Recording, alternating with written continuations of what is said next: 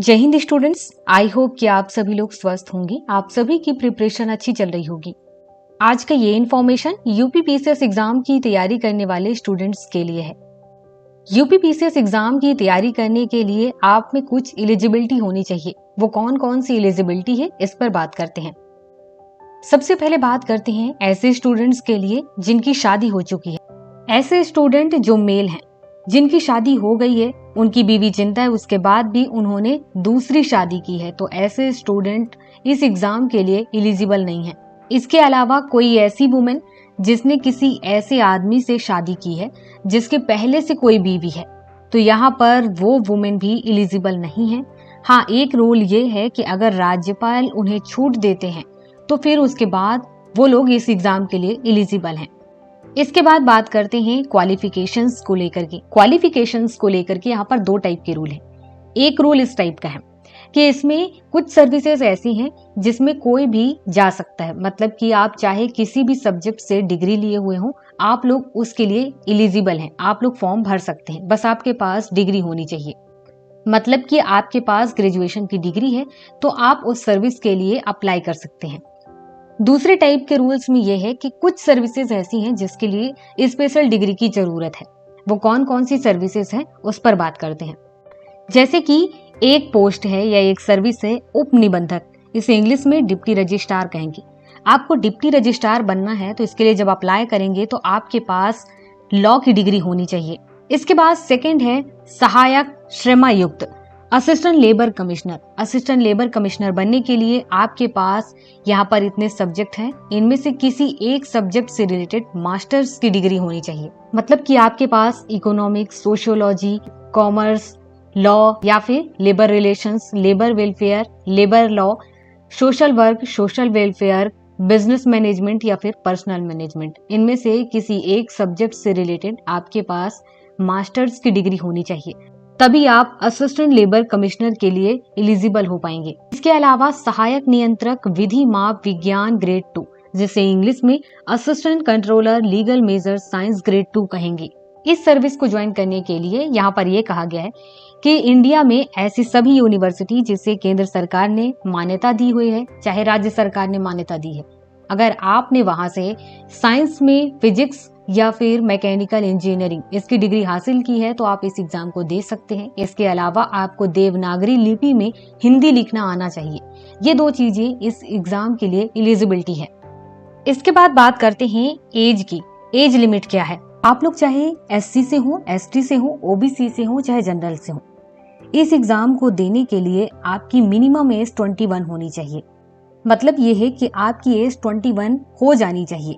और ऐसे सभी स्टूडेंट की जो मैक्सिमम एज है वो है 40, मतलब कि मिनिमम एज 21 है, मैक्सिमम एज 40 है। ऐसे स्टूडेंट जो दिव्यांगजन है या पीडब्ल्यूबीडी में आते हैं, वो लोग 55 साल तक की उम्र तक इस एग्जाम को दे सकते हैं। लेकिन हाँ, 55 साल की जो एज है वो कंप्लीट नहीं होनी चाहिए। ऐसा ही बाकी नॉर्मल स्टूडेंट्स के लिए भी है, चाहे वो एससी में आते हो, एसटी में आते हो, ओबीसी में आए या फिर चाहे जनरल में, 40 की जो एज है वो क्रॉस नहीं होनी चाहिए। यहाँ पर एक चीज पर बात करते हैं। सबसे पहले यहाँ पर आपको ये डेट दिखाई दे रही होगी। ये डेट इस वजह से है कि आपको अपनी एज का जो कैलकुलेशन है इस डेट में करना है, और ये हर साल चेंज होते रहता है। तो आप जिस भी साल एग्जाम दे रहे हैं आपको उस साल का नोटिफिकेशन देखना होगा। इसके अलावा कुछ लोगों को छूट दी गई है। जो लोग उत्तर प्रदेश में एससी, एसटी और ओबीसी में आते हैं, ऐसे स्टूडेंट को 5 साल की छूट दी गई है एज में।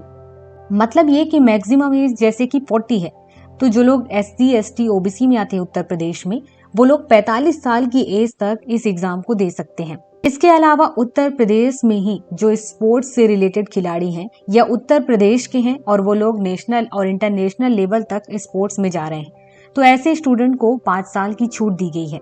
इसके अलावा उत्तर प्रदेश स्टेट गवर्नमेंट के अंडर में जो लोग एम्प्लॉय हैं उन लोगों को 5 साल की छूट दी गई है। इसके अलावा Uttar Pradesh basic education council है या फिर नॉन टीचिंग लेवल पे जो वर्क कर रहे हैं या फिर जो सेकेंडरी लेवल पर जो टीचर्स हैं, उन लोगों को भी 5 साल की छूट दी गई है। लेकिन यहाँ पर भी बताया गया है कि इतने डेट के अंदर अगर आपने जन्म लिया है तब जाकर के आपको छूट मिलेगी, और ये हर साल चेंज होता रहता है। तो आपको जिस साल एग्जाम देना है उस साल के नोटिफिकेशन में ये देखना है। इसके अलावा ऐसे स्टूडेंट जो उत्तर प्रदेश के हैं और PWBD में आते हैं, ऐसे स्टूडेंट को 15 साल की छूट मिली है। इसके अलावा ऐसे कैंडिडेट जो कि उत्तर प्रदेश के इमरजेंसी कमीशन ऑफिसर्स में आते हैं या फिर शॉर्ट टर्म कमीशन ऑफिसर्स में आते हैं या फिर एक्स सर्विसमैन है या यूपी मिलिट्री में रहे हैं, तो ऐसे कैंडिडेट को 3 साल की छूट दी गई है। मतलब ये कि ये 43 साल की एज तक इस एग्जाम को दे सकते हैं। इसके अलावा कुछ सर्विसेज ऐसी हैं जहां पर आपके मैरिज लाइफ को तो देखा जाएगा, आपके एजुकेशन क्वालिफिकेशंस को देखा जाएगा, एज को देखा जाएगा, उसके अलावा आपके बॉडी फिटनेस को भी देखा जाएगा। ऐसे कैंडिडेट जो DSP बनना चाहते हैं और मेल पर्सन हैं, तो अगर ये लोग जनरल में आते हैं, OBC में आते हैं, SC में आते हैं, तो इनकी मिनिमम हाइट 165 सेंटीमीटर चाहिए और सीना बिना फुलाए इनका सीना 84 होना चाहिए सेंटीमीटर में और फुला करके 89 सेंटीमीटर होना चाहिए। इसके अलावा ऐसे स्टूडेंट जो कि मेल हैं और ST में आते हैं, तो इनकी मिनिमम हाइट 160 सेंटीमीटर होनी चाहिए, सीना बिना फुलाए 79 सेंटीमीटर और फुला करके 84 सेंटीमीटर होनी चाहिए। इसके अलावा वुमेन्स की बात करते हैं, तो जो वुमेन जनरल में आती हैं, OBC में आती हैं और SC में आती हैं, इनकी कम से कम या मिनिमम हाइट 152 होनी चाहिए, 152 सेंटीमीटर। यहाँ पर सीने से रिलेटेड जो मेजरमेंट है वो नहीं किया जाएगा। जो स्टूडेंट ST में आती हैं, इनकी मिनिमम हाइट 147 सेंटीमीटर होनी चाहिए, यहाँ पर सीने से रिलेटेड मेजरमेंट नहीं होगा। इसके अलावा सभी वुमेन उनकी मिनिमम जो वेट है वो जरूर देखा जाएगा, मिनिमम 140 किलोग्राम या 140 kg इनका वेट होना ही चाहिए। इसके अलावा जिला कमांडेंट, डिस्ट्रिक्ट कमांडेंट होमगार्ड बनने के लिए भी अलग एलिजिबिलिटी मांगी गई है। जो मेल पर्सन है, मेल पर्सन के लिए मिनिमम हाइट मांगी गई है 165 सेंटीमीटर, सीना बिना फुलाए 84 सेंटीमीटर होनी चाहिए और फुला करके 89 सेंटीमीटर आनी चाहिए। वुमेन्स की बात करें तो जो वुमेन है इनकी मिनिमम हाइट चाहिए 150 सेंटीमीटर, बिना फुला करके सीना 79 होनी चाहिए और फुला करके 84 सेंटीमीटर होनी चाहिए। इसके अलावा ऐसे मेल कैंडिडेट जो कुमायूं गढ़वाल मंडल से आते हैं, इसके अलावा ST से आते हैं, तो इनकी जो मिनिमम हाइट है, मिनिमम हाइट 160 सेंटीमीटर होनी चाहिए, सीना बिना फुलाए 84 और फुला करके 89 सेंटीमीटर होनी चाहिए, तब जा करके वो डिस्ट्रिक्ट कमांडेंट होमगार्ड बन पाएंगे।